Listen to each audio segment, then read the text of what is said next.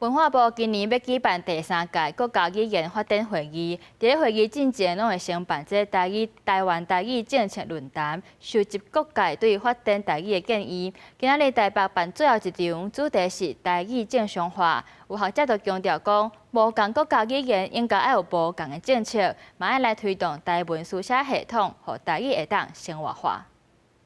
台语政策论坛，台语正常化。 民众大声发出台语正常化的愿望。台湾台语政策论坛在各地收集台语政策的发展建议，设立伫台北市上尾场。今年首办本土语言中心洪宪章的林秀体教授，嘛是讲者之一。伊认为台语有7成的人口，毋是官方语言，甚至有传承危机，这是无正常的情形。政府要继续并势推动汉罗合用的书写系统，让台语继续近代化、生活化。罗马字迄个入汉字。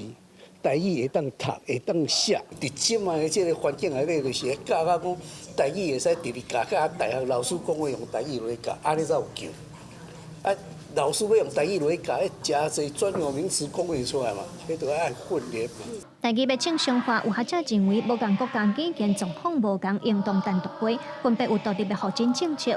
另外，即马国家语言基本上是对本土语的概念延伸的，但是学者指出，咱可讲的本土语、涉及台语、原住民语等等甲新住民的7种外国语南做一伙，已经占用本土语的资源，政府要同步检讨。应该是家己放伫个第二外语这个部分来处理，毋是家己放伫个本土语才来处理。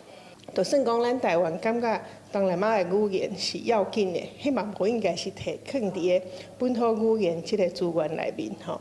啊，这除了会用到本土语言已经足少的资源以外，嘛会影响咱台湾人对本土语言的即个理解。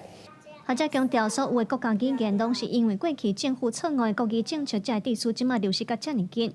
学者认为，复振的概念上重要的就是恢复，互台语恢复本地的主体性甲共同语的地位，无应该甲其他的语言拔斗阵互相竞争消磨。学者呼吁语言政策应当爱如有路。记者卢尚珠、洪延修台北报道。